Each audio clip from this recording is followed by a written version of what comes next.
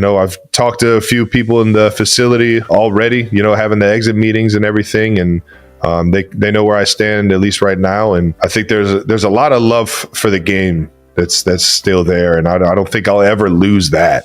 I don't know. It's a tough thing to navigate, but at the same time, I think if my body can heal up and rest up, and I can. How do you think the Patriots will do in the playoffs? Are you guys so spoiled that it's like if they don't win the Super Bowl, you guys are going to be upset? No, not at all. I mean, this is a new team, right? And I think this is like found money for us, right? Like I feel like it's it's from the rip. You guys busted open the wall and you found a quarterback. $20 million quarterback sitting in the wall. We broke in, we took the sledgehammer, and there was Drake May. Back to new heights, ladies and gentlemen, boys and girls, 92%ers from all over. A Wondery show brought to you by Intuit TurboTax. Oh, it's starting to get the tax season, baby. Don't forget to pay your taxes. Unfortunately, they will knock on the door, and you do need to pay them. I'm Travis Kelce. This is my big brother, Jason Kelce, out of Cleveland Heights, Ohio. Shout out to the Tigers and shout out to those Bearcats, baby. Subscribe on YouTube, Wondery Plus, wherever you get your podcasts, and follow the show on all social media at New Heights Show with one S for fun clips throughout the week. I am officially jobless, Jason. Actually, this is my only job. Well, no, you're still employed unless you stop playing. Have you announced you stop playing? This is the only company that employs me right now. 90%. We got a great episode coming up. We're going to recap everything that happened in the final week of the regular season, as well as dive into these upcoming wild card weekend games. We're not excited for some playoffs. Playoffs? You know what I'm excited for? Tell us. Fucking Damon. That's right. He's coming in the back. That's right. We got him. We got Will. We got Jason Bourne. We got one of the most iconic actors of this generation. He's going to come. We're going to make you wait for it. He'll be after we talk a little bit of football. Travis Kelce isn't ready to disclose his long-term plans just yet. The 36-year-old Kansas City Chiefs tight end addressed retirement speculation during the January 7th episode of the New Heights podcast, which he co-hosts with his brother, Jason. But you're gonna get through it with us, all right? Just so you know, we can't wait for Matt either. All right. Here we go. Let's start off with what we always start off with. A little bit of new news. New news is brought to you by American Express. Okay, update from the Amazon Holiday Giving Initiative. This holiday season, over 3,000 Operation Breakthrough families in KC were provided with gifts and essential needs. That's right. How about that? Well done. Thank you to all the 92%ers and our friends, of course, at Amazon. Well done, Amazon. It's awesome, man. Well done, 92%ers. Because of everyone involved with this entire initiative, 3,000 Operation Breakthrough families have had something around the holidays, which, I mean, if that's not the Christmas spirit, I don't know what is. And for the third time, Travis Kelce has won the nationwide Walter Payton Man of the Year Charity Challenge. How about it, man? Every year, each team nominates one player to be their Walter Payton Man of the Year. When you get nominated, there is a fan vote that happens on socials and on the internet. And if you win that, you win the charity challenge. You're the only player to win the charity challenge each time they've been nominated. Yeah, it's Chiefs Kingdom, baby. As the club's Walter Payton Man of the Year. Shout out to Chiefs Kingdom. Shout out to the 92%ers. Operation Breakthrough also dropped some throwback pics to you, because you've been involved there for a while. Oh, we've been doing this since look at these the beginning of my career. Yeah. The young Travis Kelce right here. There you go. Oh, yeah. In the muffler shop. And then, the early days, man. Oh, my gosh. It's so funny seeing some of these pictures. The original robotics lab that 87 are running my foundations helped support. That robot right there. You see that young girl? Yeah. Holding up, and now she is like one of the like high school kids that have been using Operation Breakthrough and all its resources for a while. So it's cool to see some of these familiar faces grow into high school kids and kind of awesome. Yeah, it's awesome, man. And one of my first foundation events, I used to do a walk the walk. It used to be a fashion show that I used to put on for some of the boutiques, and the kids over at Operation Breakthrough got to walk in it. So shout out to everyone over at OB. You guys know how much I love you and how much you guys mean to me. And it just means everything that 92 percenters and Chiefs Kingdom out there help support that. And it's all to make these kids right here happy and proud of where they come from, man. Well, just so you guys know, everything from the nationwide Walter Payton Man of the Year Charity Challenge goes to support Operation Breakthrough. So you guys are awesome. Thank you so much. And thank you to everybody who voted for Travis and who has helped Operation Breakthrough out. It's a fantastic organization in Kansas City. They do so many things for these kids and families. So well done, everyone. And that wraps up New News, which is brought to you once again by American Express. Let's move on to some bold topics to wrap up Week 18 in the NFL. Wow, Week 18. I forgot we even had 18 weeks. It's a 17-game season. Bold topics are brought to you by KFC. Yeah, we got some snackers, some famous KFC bowls. All right, here we go. Chiefs 12, Raiders 14. What are your thoughts on the season, Trev? What are your closing sentiments from this Chiefs season? You know, it was a tough season. Obviously, ended even worse because my guy 1-5 went down, and we finished the season with a lot of starters kind of being banged up. So we had a mixture of guys that were getting their first taste of what the NFL has to offer, which is fun, but it definitely has its challenges. And it's a tough way to go out, especially with the amount of success and the standard that you hold, yourself and the team to going into the season and throughout the season. And you try and look back on it, right away, and you try and learn from it and maybe try and figure out where it all went wrong and how you could have been better in certain situations. And it's just a shitty feeling and a shitty way to try and navigate one of the things you love to do the most, and that's play football. And I appreciate everybody that was in that building and that was on the field the past like 3-4 weeks when we knew we really didn't have much to play for other than the love of the game and the pride and the honor that comes with playing in the NFL. But I appreciate everybody that was out there giving it their all and putting their body on the line and made it as good as we could have going into the last week and the end of the season. Kelce. Following the Chiefs' loss to the Las Vegas Raiders on January 4th, the team's season came to an end. A disappointing conclusion given the high expectations and level of success the team has achieved. Travis openly reflected on the loss and the challenging season. Regarding his future, Kelce plans to take a break and focus on recovery after the demands of an NFL season. I think, just being a regular human for a couple of weeks, maybe a month or so, trying to figure out what I'm going to do next in terms of my future in football, he said. He also mentioned having discussions with team officials during exit meetings and emphasized that he still has a deep love for the game. Kelce acknowledged that deciding whether... there's nothing worse than, not making the playoffs. It is very frustrating. You guys have done it, especially when you guys have done it so much. Like, it's absolutely crazy. And you guys obviously should be very proud of that, but that doesn't make it actually probably hurts more, I would assume. Yeah, it's kind of an embarrassing feeling, but, you keep it moving, man. You keep it moving. And I'm still a fan of the game, and I still love the game. So I'll be tuned in throughout the playoffs, seeing how this thing shakes out over the next couple weeks. And I'll get to be around some friends and family in January instead of trying to figure out how to win some playoff games. The season did not come without you guys winning some things, especially you, Trev, with some records being broken. Let's have a little reminder, since you love talking about records so much and stats. All right. Hey. You became the third tight end ever with 13,000 receiving yards. The fastest to ever accomplish that feat. Guys in front of you, of course, another Kansas City legend, Tony Gonzalez, who... TG. I mean, absolutely insane how many yards Tony has. No, it's absolutely insane, as you're right. It's fucking silly. Yeah, and then obviously Jason Witten down in Dallas. Travis, the third one to get over the 13,000 yard marker, which is a very fitting number, I think.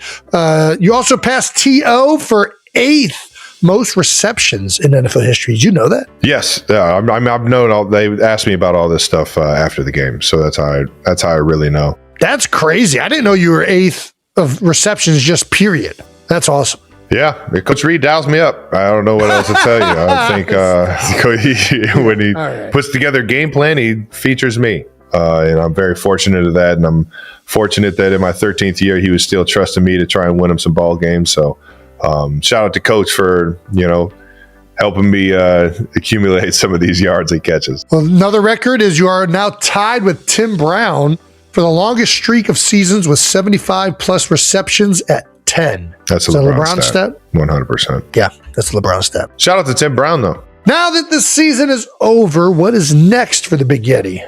Every season ends for me. I put my feet up and I just be a human because I've been putting my body through the ringer for the love of it. I do enjoy playing football and the physical aspect of it. I think there's something about feeling the wear and tear of the football season to just fucking getting ready for a game, knowing that your body's fucking beat down, man. I think there's something to it. It makes you just feel like a mangy animal that just is fucking out here just finding a way to survive. And I just fucking love that shit. But I think just being a regular human for a couple weeks, maybe a month or so, and trying to figure out what I'm going to do next in terms of my future in football. I think, I've talked to a few people in the facility already, having the exit meetings and everything. And they know where I stand, at least right now. And I think there's a lot of love for the game that's still there. And I don't think I'll ever lose that.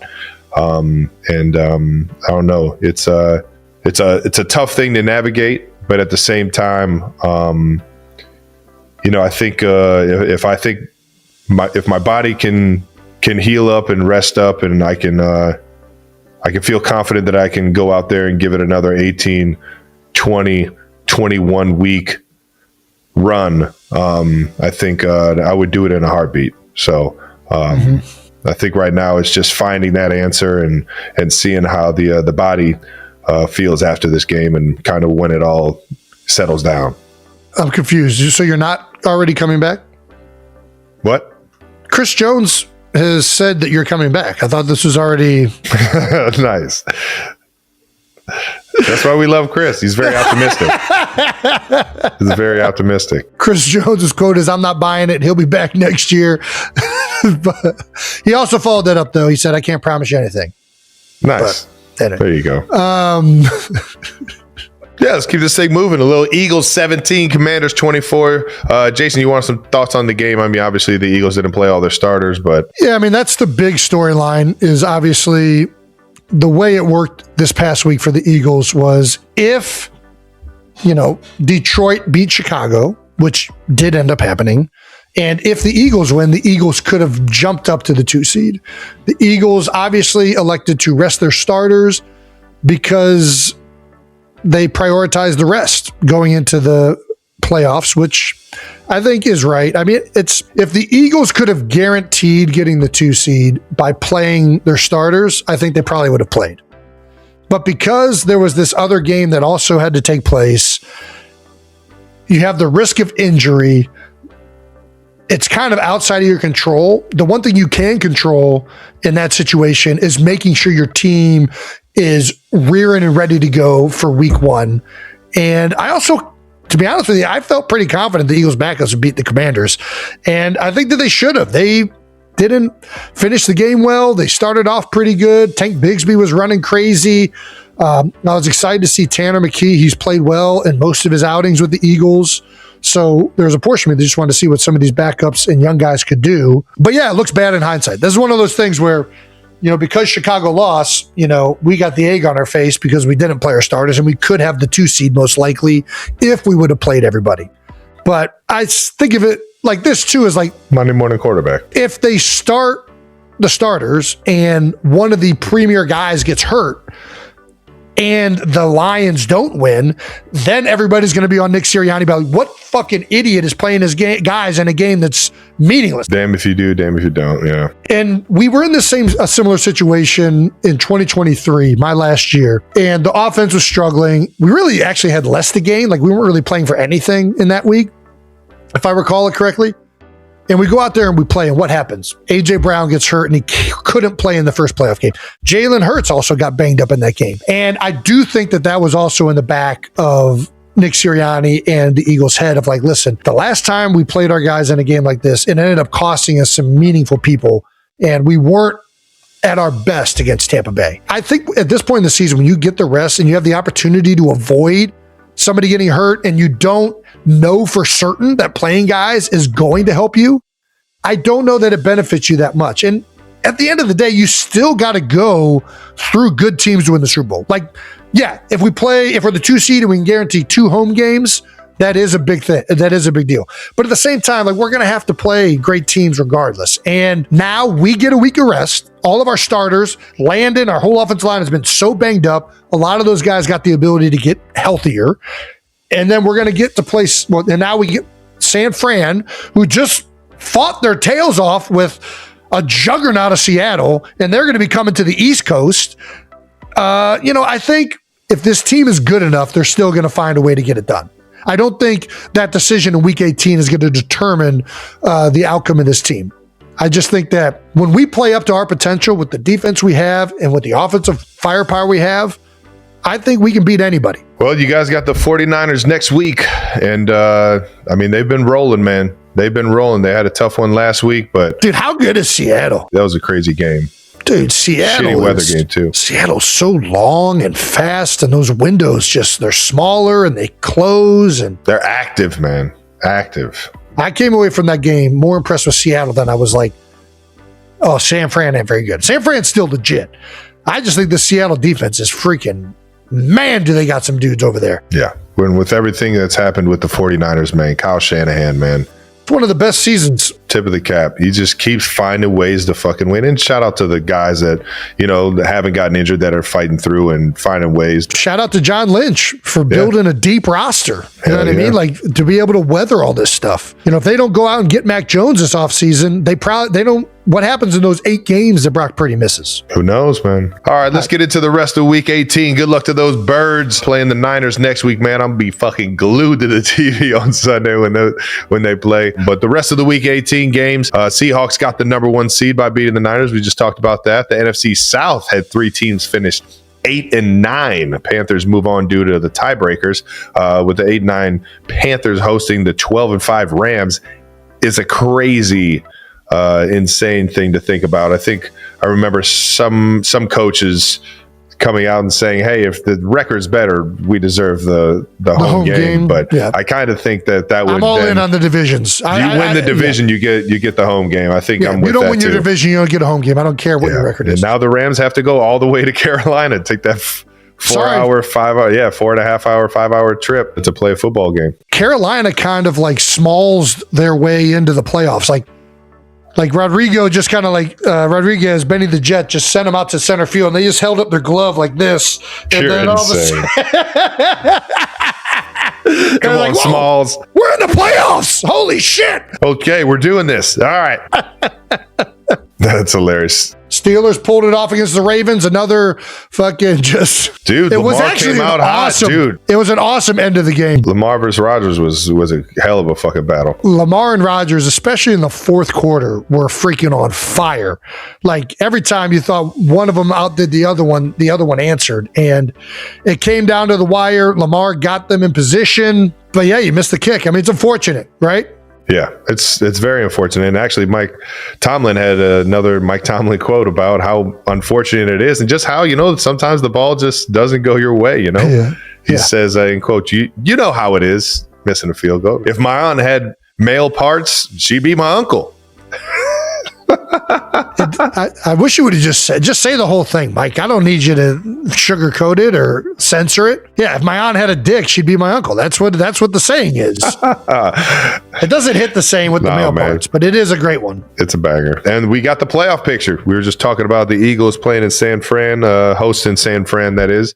Being the number 3 seed. Rams going to Carolina. Green Bay at Chicago. The Bears hosting a playoff game at Soldier Field. That's epic. Steelers hosting the Texans with the 4-5 matchup. Buffalo has got to go down to Duval. How about it, man? Those guys are fucking rocking, but you can never count out Josh Allen. And then you got a fun one, man. 2 awesome quarterbacks. Love watching both these guys play, with Justin Herbert versus Drake May, and they'll be up there in New England playing, man. Which one's your favorite game? Well, the game I'm most excited about is Philly versus San Fran. I do think that's one of the more exciting games in the first round. There's a little bit of an NFC playoff like rivalry between you guys for sure. No doubt. We've had a lot of meaningful games really over the last 5-6 years. Hell yeah. Because we've both been really good. I'm looking forward to all of them, though. That's why the playoffs are so good. I'll be honest, I still wish it was 6 teams. I don't like that there's 7 teams. I don't like that there's only one bye. I think it should be the old structure, but it's still the NFL playoffs. It's still the best thing around. I still love it. I'm looking forward to most of these games. I think the ones that I'm probably San Fran, Philadelphia, and probably Jacksonville, Buffalo. The 2 6-3 games are probably the most exciting ones. What do you think? What are the games you're most excited about, Trey? I mean, the one I just talked about up in New England, I think that's going to be fun as hell to watch. Buffalo, Jacksonville game, I'm pretty fucking jacked for. Yeah. I'm interested to see who comes out on top on that one. Do we have a most likely upset? Who do you think is going to lose? That's favorite. I mean, either of the 4 seeds, which that's not an upset, though. Are we going upset by seed or upset by seed? Well, then the obvious answer is like LA is going to beat the piss out of fucking Carolina, right? Until that ball just finds the mitt. Hey, sometimes when you got that Angels in the outfield luck to you, it just you got the juice. You got the juice, man. I don't know what to tell you. I think the other one is obviously Houston versus Pittsburgh. Houston's defense is insane. Yeah, that's the one I was going to say. Buffalo? Is Buffalo out? I could see them winning. Jacksonville's really good, right? They got a lot of. They're a lot of fun. They're a lot of fun right now. The one I feel the most confident about is definitely LA. What team is the most hot going into playoffs? It's got to be Jacksonville. They fucking won their last like 7 games or something. Jacksonville has finished the regular season hot. That's why that game right now, I'm very much looking forward to watching. Which quarterback will get their first playoff win? I think May will. I mean, it's between him and Herbert. I can see. I think Darnold. I mean, dude, it's hard to bet against Seattle right now. They looked unbelievable against San Fran. Darnold looks great too, but that defense is really the one thing that's like, whoa. Seattle's defense is kind of built like a modern day NBA team. The athletes. Their nickel is like 6'3". Bro, he is active too. There were plays kind of open for San Fran, but by the time the ball got there, that distance was just closed. They move so fast. They have range. That's right. They remind me of an modern NBA team because they're all long. They can cover ground. And I feel like right now everybody's playing this like kind of conservative zone, like get back into your hooks. And the way teams are trying to combat that is the short stuff. But then they just break. They break on that stuff so quickly that even when you throw it short, they're on you right now and you don't get much out of it. So they tackle well. It's a very impressive defense. So I don't know. If I'm rolling with one, I'm going with May. There you go.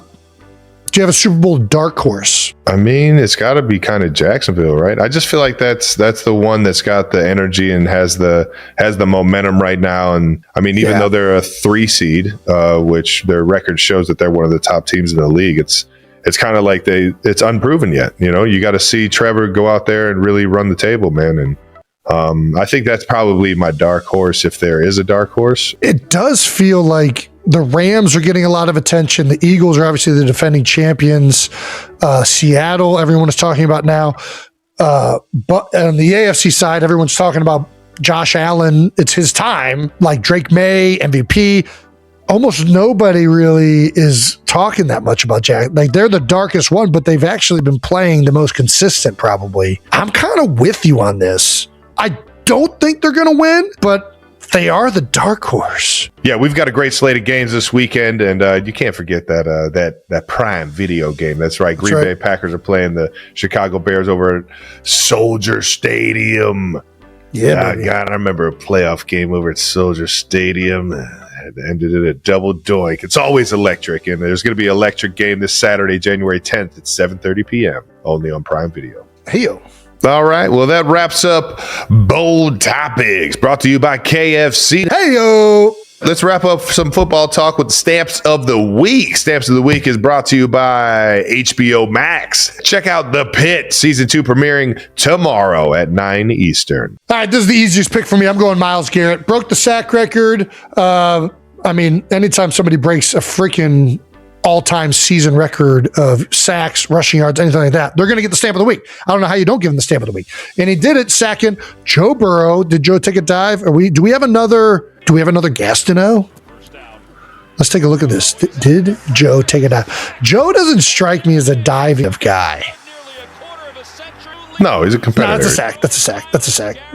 Records his NFL record 23rd sack of the year. Yeah, he didn't fight it, but that's a sack. That's a sack. We'll count it. We'll count it. We'll count it. Shout out to Myles Garrett, man. Absolute fucking legend. Deserves all the praise he's getting, and congrats on fucking getting 23 sacks. It's crazy, man. Strahan was commenting on it, says, he's got the record in 17 games. I got the record in 16 games. He kind of was joking around a bit about it. Yeah, you already know he's having fun with it. He shows Myles all the respect as well, man. But for sure, I'm gonna go hit home with it, baby. Cleveland Heights' own Layla Edwards is heading to the Olympics. That's right. Becomes the first black woman to play for the U.S. women's national team. Hell yeah! At the Olympic Games, she's going to be out there in Milan, supporting or representing the U.S. of A. and. Even cooler, our hometown, Cleveland Heights, Ohio. Congratulations to Layla Edwards. That wraps up Stamp of the Week, brought to you by HBO Max and The Pit Season 2, premiering tomorrow night on HBO Max. Now let's get to some Matt Damon. Jason, can you do the honors, please? I would love to, Trav. We are so fucking lucky to have you, brother. We're gonna have some fun with this one. Oh, though, man, right? I'm fired up to be here. I actually, like, for some reason, my Instagram thinks that you're the only thing I ever want to watch. Oh, man. That's too good, I've seen so much of your stuff just recommended to me, so this is cool. Our guest today is an actor, writer, and producer from Cambridge, Massachusetts. Woo-hoo! He is a 2-time Golden Globe winner, 3 times Critic Choice winner, and an Academy Award winner. He is also the 2007 People's Sexiest Man Alive. You know him from Good Will Hunting, The Martian, the Ocean's franchises, The Talented Mr. Ripley, the Bourne franchises, Saving Private Ryan, The Departed, Ford and First for Young, Air, Oppenheimer. Gosh dang, I was running out of movies. Here we go. And his new movie, The Rip, is on Netflix starting January 16th. 92%ers, please welcome. Well, how about this? How about them apples? It's Matt Damon! Let's go! Thank you, guys. That was awesome, Jason. Dude. Thank you. I feel like I should run out of the locker room and go hit somebody. Let's fucking go. That's all we're good at. Either doing that ourselves or motivating people to do it. It's all we know. Dude, you're absolute iconic, brother, and we can't thank you enough for spending some time. The Rip is unbelievable, man. It is. Very it well is. done. Thank you, guys. I'm fired up such that you a guys thrill, saw. You man. guys are the first people to see it, so that's great news. What? That's great for me to hear. Yeah, we haven't shown many people at all. It hasn't come out yet, and this is the first interview I'm doing for it, so this is very, very cool. I live a fucking dumb life, man. Dude, this movie is ridiculous, man. It had me on the edge of my seat the entire time, and it's based off of, or a lot of the facts are based off of a true story. Yeah. It starts with a true story, and then we take dramatic license from there. But there are this program in Miami where they take tips to go get money that's kind of they seize money that's got by like ill-gotten gains, like drug money and stuff like that. And so they'll hit these houses. They have dogs that don't smell for drugs; they just smell for money. And they have these teams that go seize this stuff. And one of the rules down there is you got to count it on site. Just to make sure that none of it ends up in anybody's pocket and that everybody's on the up and up. And so they count it, and they're very, very serious about it. And there was one of these ones that they went on where they were expecting to find a couple $100,000, and there was over $20 million in the walls of this house. It's crazy. And so man. that's kind of where our movie's about that. Like, it's about this team of people, but you already know there are rumblings that there might be some corruption or there might be some bad apples who are working with people outside. And then they go in and they find this $20 million and they know it's cartel money. So they're like, oh my God, they're going to come back for it. And so it turns into that kind of, like a thriller where they know they got to stay on site, but they know that the site is kind of compromised. Yeah, absolutely. When do you first get pitched about this? Or are you at the point now that this is your baby? Like, how did you get involved with this? So Ben and I have a studio, now Artist Equity, and so we're small, but we're kind of a full service studio. And so people are starting to become aware of that and coming to us with projects. And this came to us through Joe Carnahan, who, he directed Narc a long time ago, a movie, The Gray. He's directed a bunch of movies. Yeah. Ben did Smoking Aces with him, actually, about 15 or 20 years ago. So we've known Joe for a really long time. And he just sent this over to us, and we read it, and we were like, this is great. Well, we'd love to make it. And then as we kind of were working on it with Joe, we were kind of like, well, why don't we just all do it together? There we go. Yeah. We're all old friends. We were like, this would be really fun. And so that's kind of how this one came to pass. Yeah, it's fantastic, and the way it all comes together at the end, and the armored vehicle, and like you guys, that is like cinema, dude. It's so fucking cool, man. And you got to say, you in the movie, you convince Ben to go after a large sum of money. Well, you guys think it's a smaller sum of money, and it ends up being larger. What's the dumbest thing as lifelong friends you've convinced Ben to do in your friendship? So good. Oh my God, that's a great question. God, our whole life is a stupid. We were like 14 and 16 years old, and we were going to New York auditioning, taking the bus and going down there. Literally, the journey would take us 7 hours to get there. We'd walk in, and we called it getting okay, thanks, because you'd do an audition, you do the best you could, and the person would just go, okay, thanks.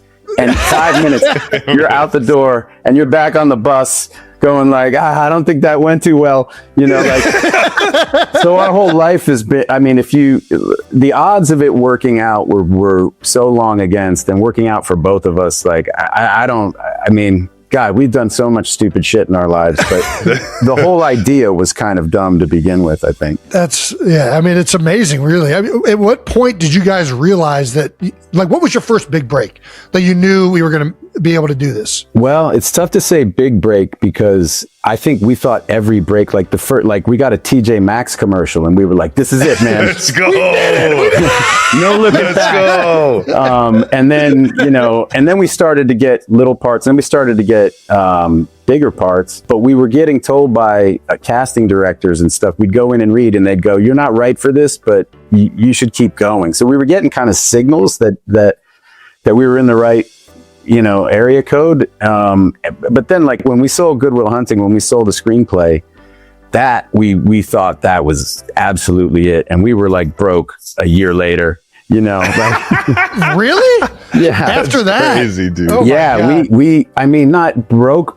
Yeah, I mean, but yeah. Here, so we sold the screenplay for $600,000, right? Which was just so much more money than either of us had ever considered. It was like, which we split, right? And then, but after taxes and agent, lawyer, and all that stuff. No, I get it. Yeah. Oh, So now we're down under 150 each. And the first thing we did was buy brand new Jeep Grand Cherokees. Oh, yeah, baby. Oh, yeah. Now we were renting this place in LA, it didn't take long for us to be like, dude, we got to get another job. Like, We can't just survive on that. Let me ask you, just for reference, do you know what Good Will Hunting has grossed in its time? when it came out, I think it was like 220 something in the theater.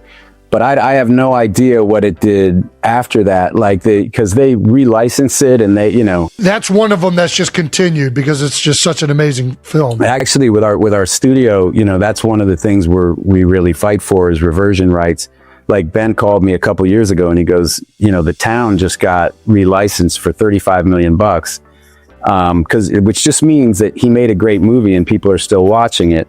And he at the time, like, that movie made a fortune. It did all this stuff, but he was on a flat salary, and he didn't, I don't even think he made $1 million for that movie. And he wrote it, directed it, starred in it, and produced Crazy. it. So it was one of those things. So, but it's like, our view was like, look, if you do something like that as one of the real contributors to it, then, like, if there's money kind of in perpetuity, then you should be a part of that. So Hell yeah. That makes it a only ton of sounds sense. right, man. yeah, it sounds fair. Seriously, though.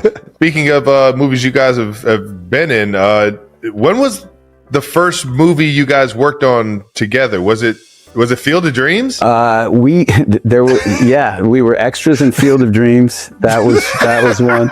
But I think even before that, there was a movie that Diane Keaton and Liam Neeson starred in.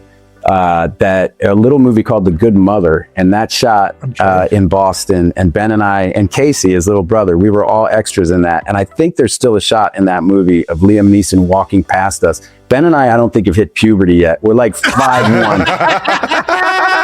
and Liam's a big dude. He's like 6'5", 6'6". and we walked past him on a street at one point. So that might have been the first moment we were actually on screen together. We got to find that one. I don't know where it is. I just remember going to the movie and Ben and I were like, we're in it, we made it. That's so cool, man.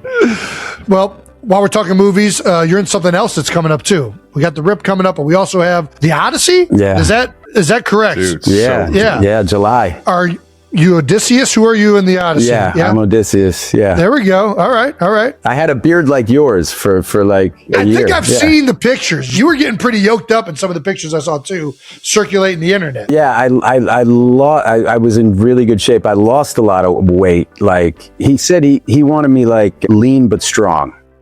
Lean but strong. Yeah, lean but strong. And so it's a weird thing. I don't want to bore the shit out of you, but like none of this is boring at all. I literally like stopped eating just because of this other thing I did with my doctor, stopped eating gluten. And I lost, like I used to walk around at between 185 and 200.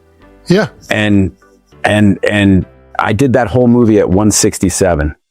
Holy cow. And I haven't been that light since high school. Like, yeah. So it was a lot of training and a really strict diet. I was going to say, so when you get asked by the director or whoever asked you to be at that size and strength and that lean build, do you then like go out and source a trainer that gets you to that point, or do you already have somebody in mind? No, I had somebody, but it's just, trainers are like, what are we doing? And they can kind of do anything, and it's just knowing, it's just having kind of a clear goal and setting it. It felt actually more, it's like when I do that, or when I do like the Jason Bourne movies or whatever, it feels almost like a season in a, I would imagine what that feels like for you guys, where you're preparing, it's like just part of your day. It's part of your job, right? And it's like, and you get really routinized about it and kind of build your day around all that stuff. And that's kind of the physical side of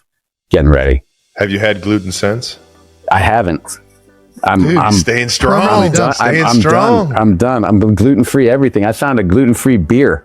Nice. There we go. How about it? All right. It's been so long since I've had gluten, I can't tell if it's good or not. So that's a good sign. It's working. Well, the trailer for The Odyssey got over 121.4 million views in the first 24 hours. More than double Oppenheimer got, which was pretty successful. What do you think has so many people psyched up about this film? Wow. Well, I think obviously Chris, Chris Nolan, I think everybody feels, I'm a fan too. I just love the movies that he makes and also, just the way, the way he insists on shooting them, and this one was 100% on IMAX. It was the first movie that was ever done all on IMAX. Okay. Like IMAX cameras are really loud. Like it sounds like a blender, like a Cuisinart in your face when this camera's close to you. Really? Yeah. Okay. Yeah. And that's why, so there's never been these dialogues. Like we couldn't have this conversation with a normal IMAX camera because you wouldn't be able to hear us. Yeah. But they built this giant thing around the IMAX for those dialogue scenes. And like a system of mirrors, so you could look at, so your eye line would be close to the camera and you could talk to the other actor. And like the amount of work that went into figuring out how to do, because he wanted to do it 100% IMAX. And he did it. So it's like really ambitious kind of ideas that he has, and like on the technical side. And then just there were locations that we shot in where we would get there and I'd just start laughing. I'd be like, nobody has any business shooting here. Like, but like, of course he wants to shoot here. Yeah, that tracks, but we do. He has such a great crew. Like his crew is so badass, and everybody just maxed out on that movie. And we made all of our days. We actually finished ahead of schedule. Like, it was an awesome experience. That's awesome. Hell yeah. I haven't seen it yet. I've seen the trailer like you have, but that's about it. Is that the way? So how far before the theatrical release do you guys get to watch it? Like, is there, or do you try and like wait until that moment? No, it depends. There are a lot of directors, if I'm doing a movie with Ben, I'm in the editing room with him the whole time. Right. And there's some directors who like to work that way.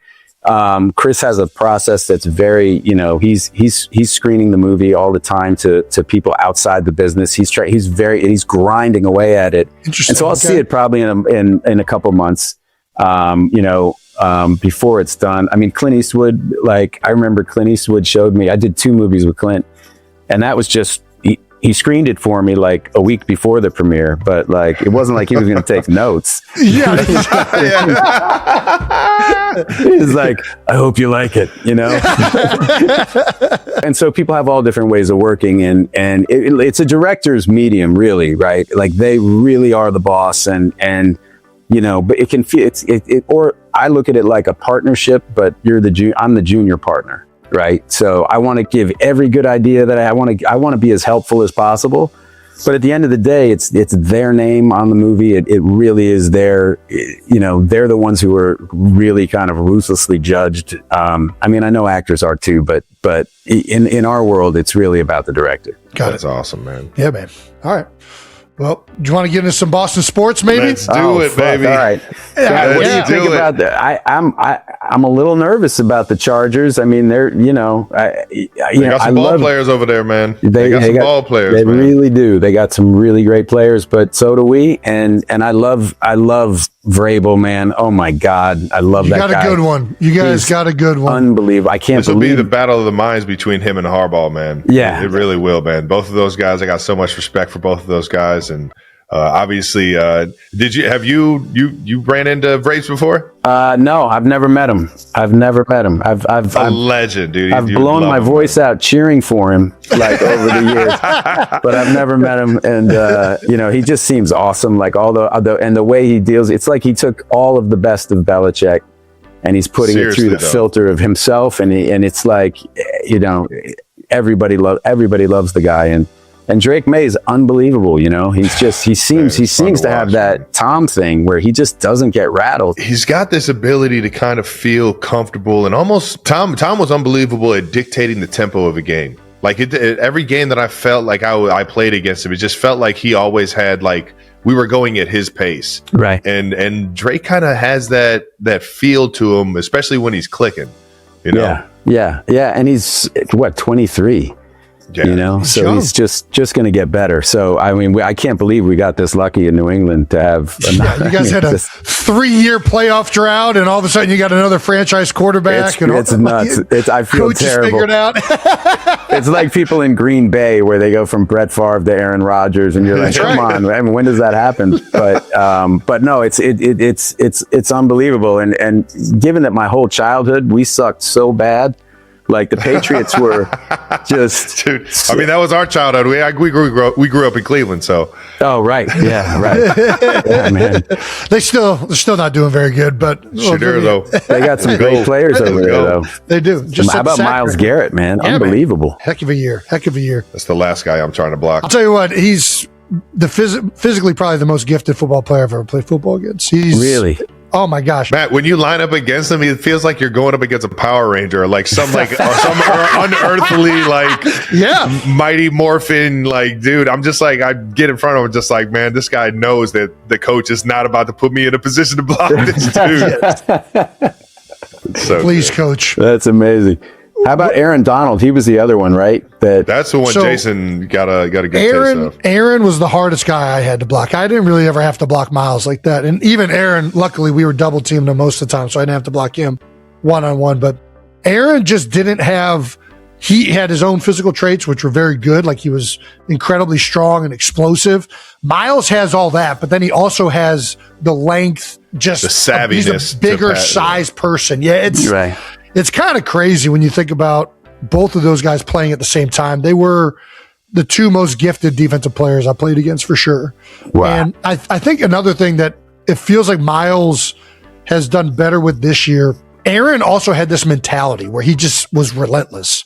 No matter what you did, he would not stop. He kept going. Like he ever got tired. He was mad at you the entire time. Like, what are you mad at me about? I didn't do anything. I'm just trying to do my job, dude. What are we doing? But he was pissed. And it feels like Myles feels like he was more of that this year. Like there was a relentlessness to Myles that I think you felt all season long from him. And with those traits and that mentality, you saw an incredible season from him for sure. But I do want to ask you this. How do you think the Patriots will do in the playoffs? Is it in New England? Are you guys so spoiled that it's like if they don't win the Super Bowl, you guys are going to be upset? No, or is no, this no, like no. yeah, okay? All right, go ahead. Not at all. I mean, this is a new team, right? And I think sure. this is like found money for us, right? Like I feel like it's like It's through the gravy. rip. It's a You guys busted open the wall. You found a quarterback. $20 million quarterback sitting in the wall. We broke in, we took the sledgehammer, and there was Drake May. Yeah, no, and I feel, I don't know, personally, I can't speak for everybody in New England, but look, if we get bounced in the first round, I still think this is a massive year for us, right? It's like, okay, so like the future is really bright for us with the coach that we have, with the organization, and like with Bob Kraft, with the way that whole thing is set up, and with that quarterback and those. I mean, I feel like we're in a really good spot. Obviously, we want to see them go as far as they can, but nobody's going to be like, oh, this is bullshit if they don't, you know what I mean? It's like nobody was expecting them to be there. I mean, we were expecting to kind of run into this Buffalo wall for years, right? And that wall's still there, by the way. That team's still very. Josh isn't going anywhere. He's unbelievable. And so it's fun. It'll be competitive. I was talking to a buddy of mine who was like, this year has been so much fun because there are like 10 teams who could win the Super Bowl, and you'd be like, I'm not surprised, It really is, man. It's so fun. Really for sure. It's so wide open. When you had those like New England dynasties or Kansas City dynasties, it's not fun for anybody else. It's only fun for us. Well done with that.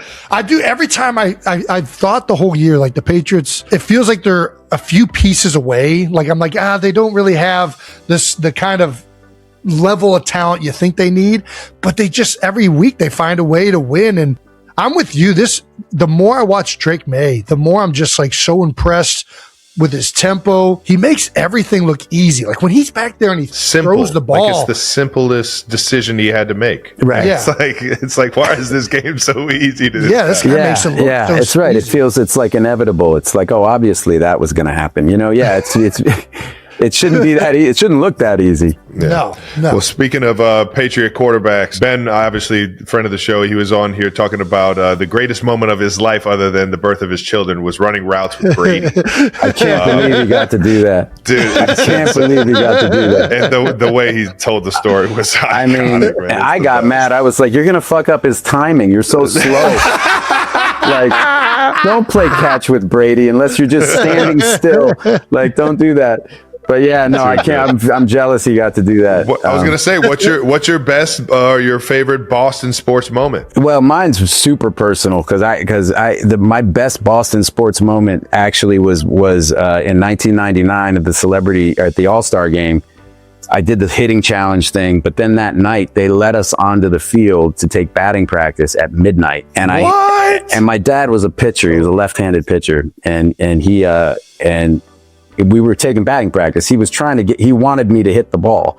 He wasn't trying to strike me out, but I hit one off the green monster off my dad, which was like, and I literally, it happened, and we both looked at each other, and I was like, I'll never need therapy in my life. Like that. I'll just go back to this moment. That was it. We're good. Oh, that's so fucking cool. But in terms of the great teams, there are so many, so many unbelievable moments. And Brady gave us, oh my God, him alone, that guy just gave us 20 years of them. So we're we don't deserve Drake May. We'll take him. That's so iconic, man. Have you ever gotten any working with Brady? Have you met Tom? Yeah. I know him. I met him a bunch over the years, and he just, I don't know, to me, for you guys, because you guys excel at that championship level. And to me, it always strikes me across anything that you do. It's always the people who do the extra work, the extra thing. Like, I remember the year after New England went 18-1 and we lost to the Giants in the Super Bowl. And I had dinner with Tom and a bunch of guys, and, they brought a bottle of red wine around, and everyone's getting a glass of red wine. And Tom's like, no. And I looked at him and I was like, really? I'm like, it's May. Like, your camp starts in 2 months. And he was like, no. Like, he was just like, he was in that, like, I'm my life, I'm going to live my commitment to this thing. You know what I mean? And he just had that insane discipline. And I took my nephew to a game once down in Miami. We were living down there, and my nephew played football. It was played, you know, in the little Pembroke Pines League down in Miami. And I took him, and I was like, Tom, I'm bringing my nephew, and he was 9 at the time. And we get to the, you know, we're down on the field, everybody's warming up, and he's like, am I going to get to meet Tom? And I'm like, probably not now, maybe after the game. They're like, look, he's about to go to work, you know, Troy, this is a real, you know, he's working right now. This is serious. Sure enough, Tom comes running over. He's like already sweating. He's just warmed up. My nephew's sitting on the bench, and he's sitting at the end of the bench, and Tom runs up to him and gets in his face, and he's like, "You gonna root for me today, Troy?" Are you kidding me? He's looking up at him, and he just can't talk. Yeah, right. And he just nods. He just nods. And Tom goes, gets in his face. They're both 9 years old, and goes, "We're gonna kill these guys." Oh, dude, he's iconic, dude. He couldn't have meant it more either. I was So unbelievable. epic, man. And then he runs off to the locker room. I was like, that was the greatest thing I've ever seen. But it was like 2 9-year-olds talking to each other. Yeah, hell yeah. We're gonna fucking smoke it. Yeah, literally. I mean, there might have So been an good. F-bomb in there. For sure. Yeah. You gotta make sure he feels it. You gotta make sure. Yeah, he's got to know. How do you rank your Boston sports fandoms by the sport? Sox, Pats, Celtics, Bruins. That's tough. I would definitely say Red Sox kind of for me growing up, that was the thing. Like that was definitely the top, and the sport I played the most. And then basketball I played a lot too. So if you had asked me when I was growing up, I would have said baseball, basketball, football, hockey. But when I look at, because I guess we just bought into that. Like everybody got so caught up in like, Oh, you get wrapped in it, I'm sure. yeah, we got said, if I actually think of what I spent more time watching, like the last 20 years, probably football. Yeah. Not including football. Who's your favorite Boston sports athlete? Like who's your guy from growing up that you're like, that's my, like Travis's is Carlos Baerga from the Cleveland Indians. Well, Shout out to Carlos, man. I got Carlton Fisk. Hey! That's nice. Yeah, he was Over on our the catcher. mantle. Let's go. Yeah. It was a big part of, like, we wrote the whole scene in Good Will Hunting about him, and there's a whole kind of reference to him in that movie. And there was a whole team, in 77, 78.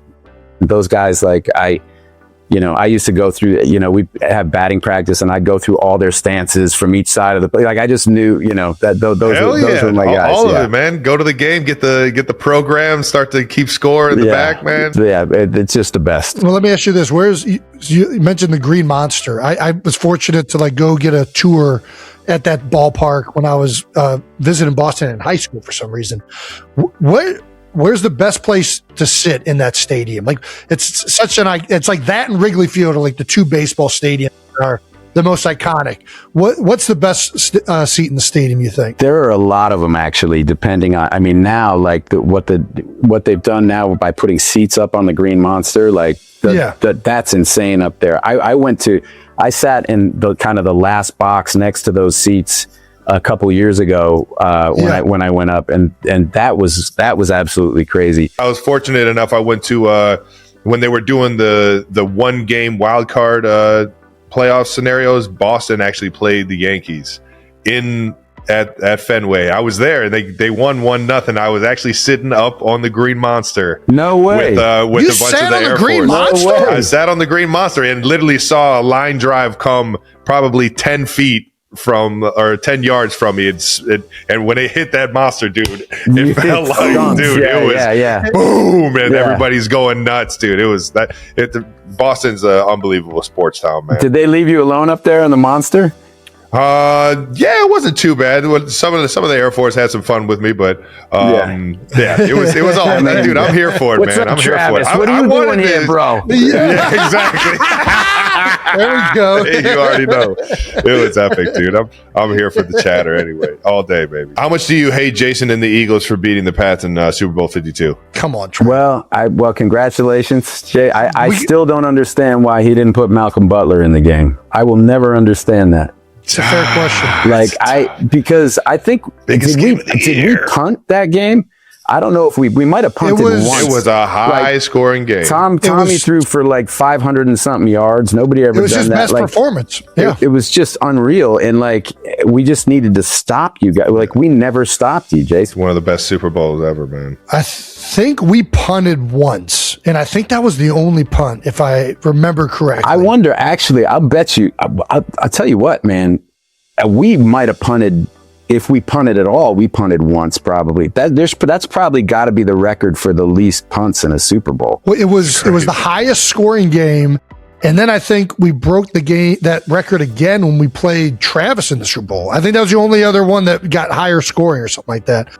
But Tom's day, that was his best Super Bowl of his career. Yeah, the Patriots did that punt. The Patriots didn't. Yeah, the punters were both punters were having a Coke and some popcorn on the sideline that game. Yeah, it's a fair question. He never answered it though. Like, so I always wondered about that. Like, there was something personal. There was something weird because it's like, why does a guy play 99% of the snaps and then you tell him while the national anthem's playing that he's not playing? That caliber, man. And then you got to switch everybody around to different positions like that they haven't played. It's like they're suddenly playing a preseason for the past 2 weeks.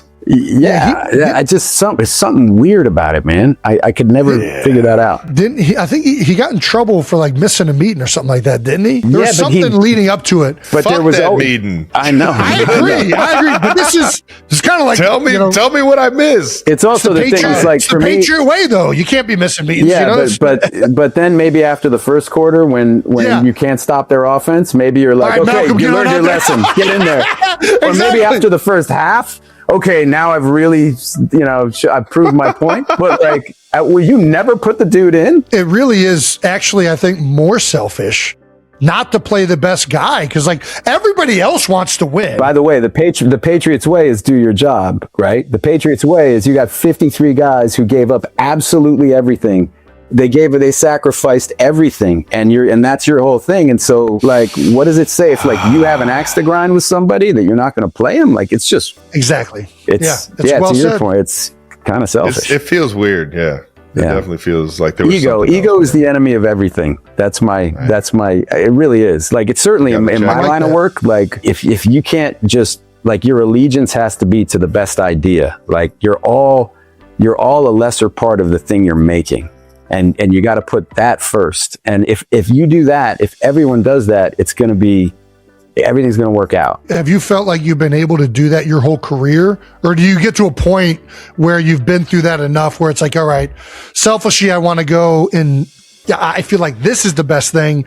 But in order for this to work out the best, we really need to operate together in a different no, I never feel like those things are like mutually exclusive. I never feel. I always feel like my best interest is aligned with making the thing that we're making as good as we can make it, and that it requires everybody to have that attitude. And so, like when I hear stories, I don't think I've ever been on a set where somebody was really misbehaving or anything like that was happening. I hear those stories. I'm like mystified by those stories. I'm like, man, what the fuck was that person doing? Like, you know what I mean? Like, sure. It's all about like just trying to make the thing as good as you can make it, and it's a collaborative project. Hell yeah, be a good teammate, man. Yeah, exactly.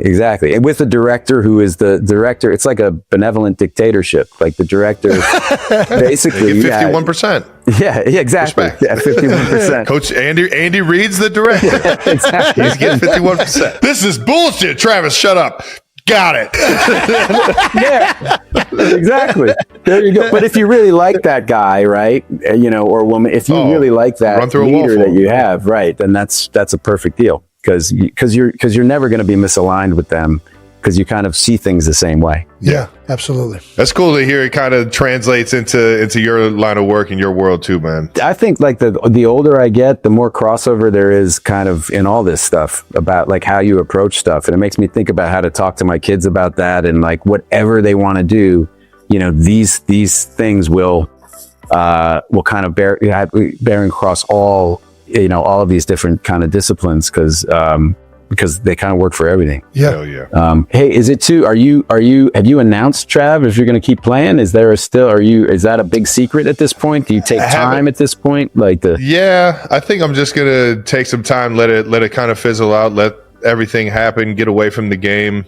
First time I've not had a job in January in a long time, so I'm going to go ahead and enjoy, hanging out with some family and putting my feet up, watching some football, seeing how this crazy anybody can win it type of season plays out. But yeah, I'm just trying to figure it all out myself, and I'll do that with the family and friends, and No, it's a big decision. I remember Michael Strahan years ago came over to watch the Super Bowl, and he was thinking about retiring, and we're the same age, and I was like, come on, man, we're in our prime, and he was like, look, it takes a lot to get ready. There's a lot of work that goes into it, and he was telling me all, and I kept pushing. Finally, he turns to me, he goes, Matt, I get in 35 car accidents a week. Hell yeah. And he's the one doing he's initiating them. Yeah. But that's a real consideration, and it's easy to sit at home and enjoy watching you guys play and be like, why don't they play another season? Yes. I mean, when you get the call when you're 45, like Phillip Rivers, baby. God, how good was that? You're never out of it, dude. Pulling for him. Everyone loved it, dude. We all wanted him to go and fucking get him into the playoffs, or at least put up some dubs. And man, that shit was epic. He did a good job. He did. I thought he did do a really good job. And as a granddad, man, I was like, unbelievable. It's insane. Yeah, with his high school team watching. I thought epic. Playing the game was awesome to watch, but then even his comments after the game about just not being afraid and facing I just think it was having that courage. Yeah, man, he's such the pinnacle of what a quarterback. To retire is not easy.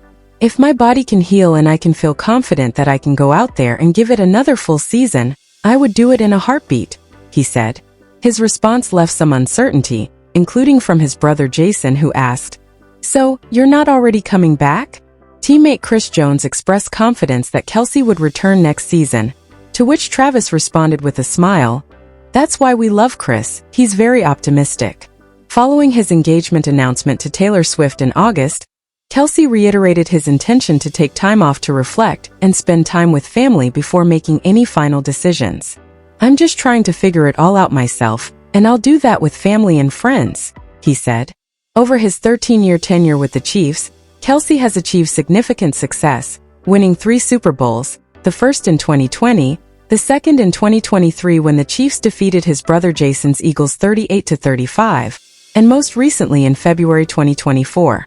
Off the field, Kelce's contributions have also been widely recognized.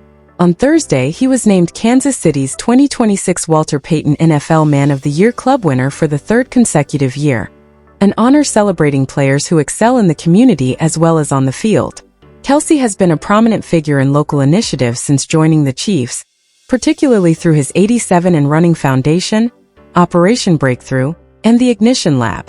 Chiefs Chairman and CEO Clark Hunt praised Kelce's impact, noting that his efforts have helped create opportunities and resources for local youth.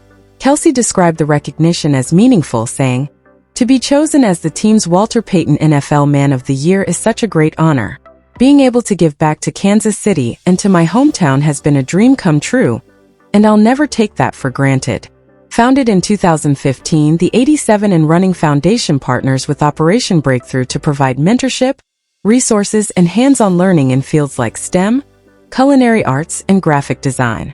In 2021, Kelce helped open Operation Breakthrough's Ignition Lab, which has served over 1,000 local high school students, awarded nearly 100 industry certifications, and supported youth-led small businesses across the Kansas City area.